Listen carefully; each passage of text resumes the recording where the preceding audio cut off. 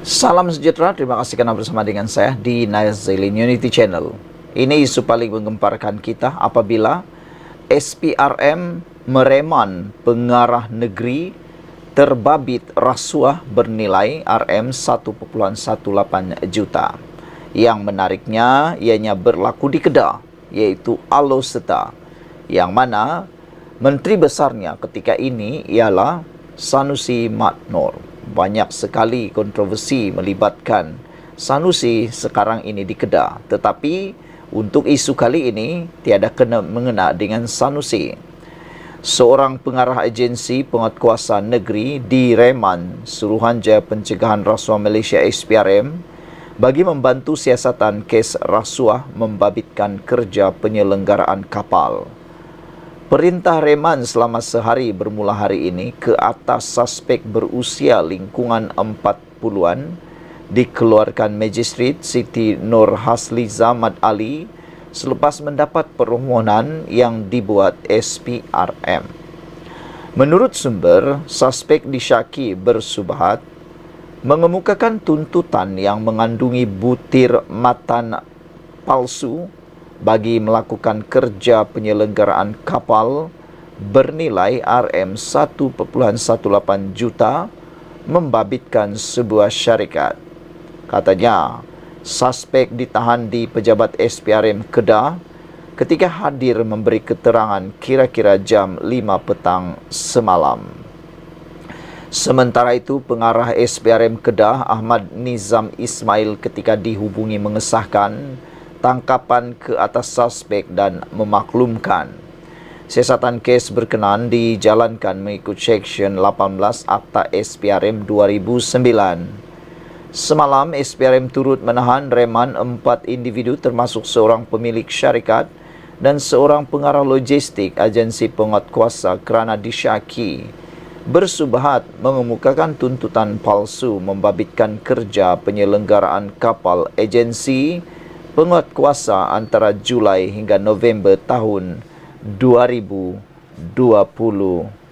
Saudara-saudara sekalian, berkaitan dengan itu, susulan daripada berita ini, berita pada 26 Mac, 4 direman terbabit tuntutan palsu bernilai 1,1 juta. Juga berlaku di Aloseta Kedah, pemilik syarikat dan pegawai kanan agensi penguatkuasaan antara 4 individu ditahan kerana disyaki bersubahat mengemukakan tuntutan palsu membabitkan kerja penyelenggaraan kapal bernilai lebih 1,1 juta ringgit. Perintah reman selama 6 hari hingga 31 Mac ini ke atas suspek berusia 30 hingga 40-an dikeluarkan Magistrate Siti Nur Hidayah Muhammad Nur. Sumber berkata, suspek utama yang juga pemilik syarikat dipercaya mengemukakan tuntutan mengandungi butiran matan palsu membabitkan kerja penyelenggaraan kapal sebagai agensi penguatkuasaan antara Julai hingga September 2020. 3 lagi suspek masing-masing berjawatan Timbalan Pengarah Logistik Peniaga dan Ketua Pusat Servis disyaki turut bersubahat dengan pemilik syarikat terbabit. Kesemua suspek ditahan di pejabat SPRM Kedah ketika hadir bagi dirakamkan keterangan antara jam 4 petang semalam hingga 11.30 malam tadi. Sementara itu, pengarah SPRM Kedah Ahmad Nizam Ismail ketika dihubungi mengesahkan tangkapan dan memaklumkan kes disiasat mengikut Seksyen 18 Akta SPRM 2009. Sekian dulu untuk kali ini. Jangan lupa tinggalkan komen anda, tekan butang subscribe. Bye-bye. Salam sejahtera, terima kasih karena bersama dengan saya di Nazilin Unity Channel. Hari ini kita dikejutkan lagi dengan kes rasuah pemimpin bersatu. Kali ini pendakwaan memanggil 47 saksi. Wah, boleh tahan ramainya saksi untuk cuba menyabitkan kes rasuah pemimpin bersatu ini. Bekas pengurusan tertinggi Jabatan Perdana Menteri JPM dan Kementerian Kewangan MOF adalah antara 47 saksi pendakwaan yang akan dipanggil memberi keterangan dalam perbicaraan kes rasuah dan pengubahan wang haram dihadapi Timbalan Ketua Bahagian Bersambut bersatu segambut Adam Razlan Adam Muhammad berhubung projek Jana Wibawa di Mahkamah Session di Kuala Lumpur. Bagaimanapun, Timbalan Pendakwa Raya Farah Yasmin Saleh berkata, senarai lengkap nama dan jawatan saksi pendakwaan itu hanya akan dimaklumkan pada waktu perbicaraan kelak. Ketika sebutan kes di hadapan Hakim Suzana Husin hari ini, Farah Yasmin berkata, pihaknya telah menyerahkan senarai 47 nama saksi pendakwaan itu kepada pihak pembelaan dan memohon supaya saksi-saksi berkenan tidak diganggu sepanjang kes berjalan. Beliau berkata pihaknya juga akan menyerahkan pernyataan saksi-saksi pendakwaan kepada pembelaan dalam tempoh 14 hari mengikut peruntukan di bawah Seksyen 402B Kanun Tata Cara Jenayah sebelum saksi dipanggil memberi keterangan di mahkamah. Namun, dokumen-dokumen berkaitan kes ini telah diserahkan kepada pembelaan mengikut Seksyen 51E Kanun Tata Cara Jenayah, katanya. Peguam Aleister Branda Norman yang mewakili Adam Radlan mengesahkan telah menerima dokumen-dokumen berkenan. Mahkamah kemudian mengarahkan setiap pernyataan saksi pendakwaan diserahkan kepada pembelaan dalam tempoh 14 hari sebelum saksi dipanggil memberi keterangan dan menetapkan 9 Mei untuk sebutan kes. Tarikh pembicaraan selama 15 hari bermula Mei ini, tetapi pada 27 hingga 29 Mei, 10 hingga 12 Jun, 9 hingga 11 Julai, 22 hingga 24 Julai dan 5 hingga 7 Ogos 2024 yang ditetapkan sebelum ini dikekalkan. Pada 21 Februari tahun lepas, Adam Radlan didakwa dengan satu pertuduhan meminta suapan wang tunai sejumlah 3,5 hingga 7% nilai projek yang akan diperoleh daripada Mat Jusoh Mamat yang merupakan pengarah urusan syarikat MIE Infrastruktur and Engineer Energy Sdn Berhad.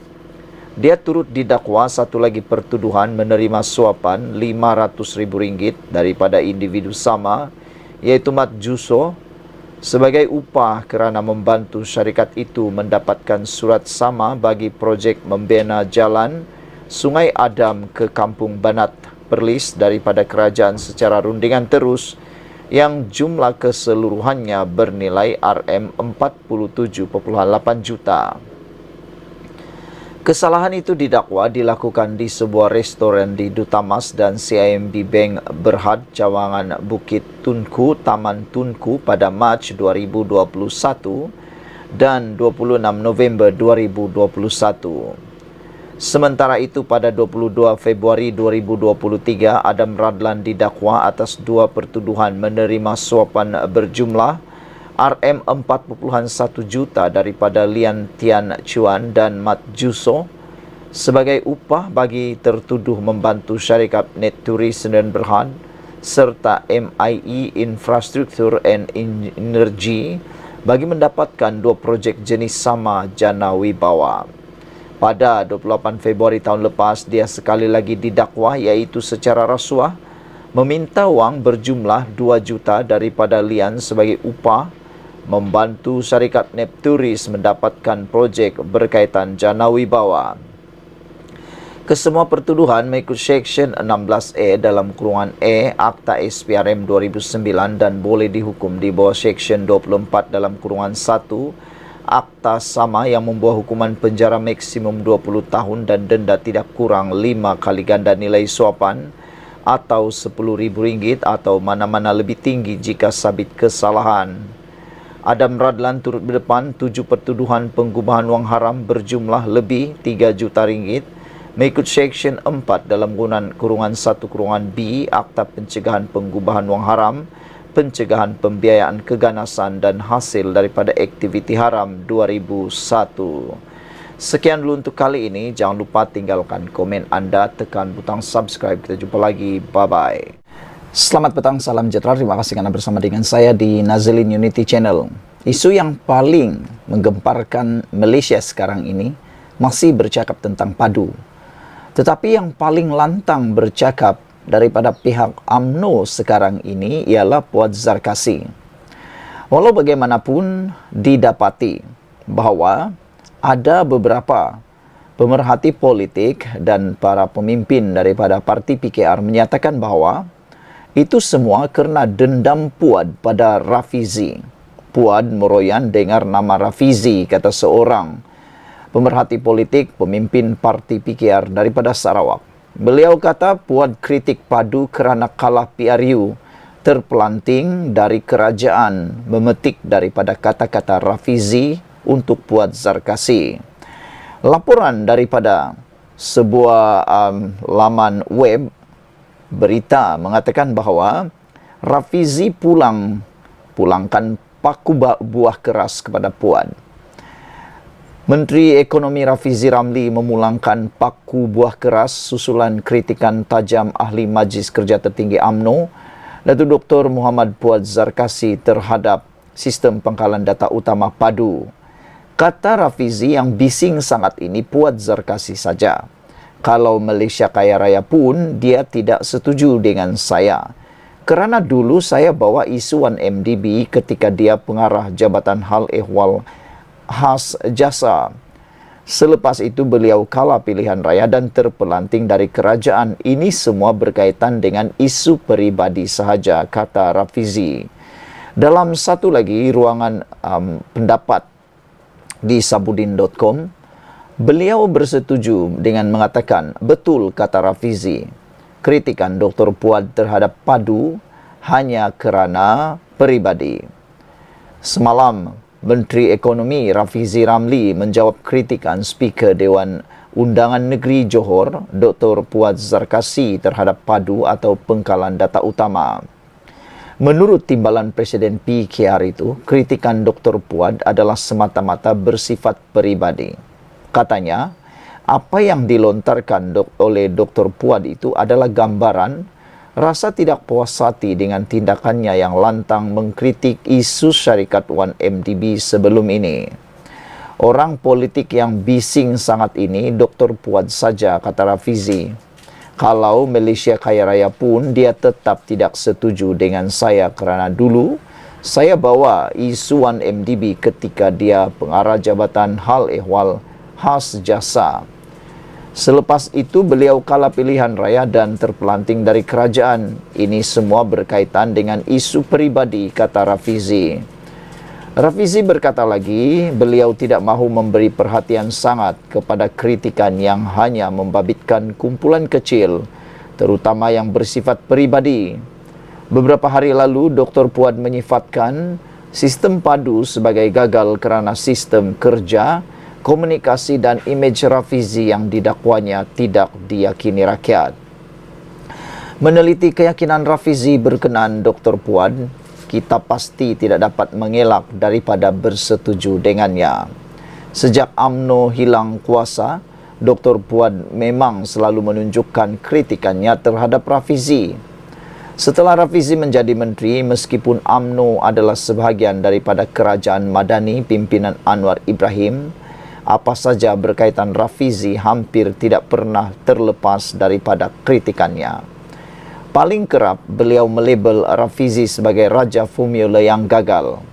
Mengulang-ulang label yang sama di samping memintanya yang lebih tertarik untuk mengkritik Rafizi, tentulah tidak dapat dinafikan. Ia hanya bersifat dendam peribadi semata-mata. Dr. Puan bukan saja berdendam dengan Rafizi kerana keaktifannya mendedahkan skandal 1MDB telah menyebabkan UMNO hilang kuasa, bahkan menunjukkan kegagalan tugasnya selaku ketua pengarah jasa ketika itu. Sudahlah UMNO hilang kuasa, dia pula hilang kerja. Mana tak marah, beb? Tapi agak pelik kali ini, sebelum ini bila ada saja serangan yang ditujukan terhadapnya, Biasanya cepat saja Dr. Puan menjawabnya balik melalui media sosialnya. Namun, semakan media sosialnya setakat pagi ini, Dr. Puan masih belum lagi memberi respon terhadap apa yang Rafizi kata terhadapnya. Kenapa masih senyap? Tengah koyak teruk ke soal sabudinhussein.com. Sekian dulu untuk kali ini. Jangan lupa tinggalkan komen anda, tekan butang subscribe. Kita jumpa lagi. Bye-bye.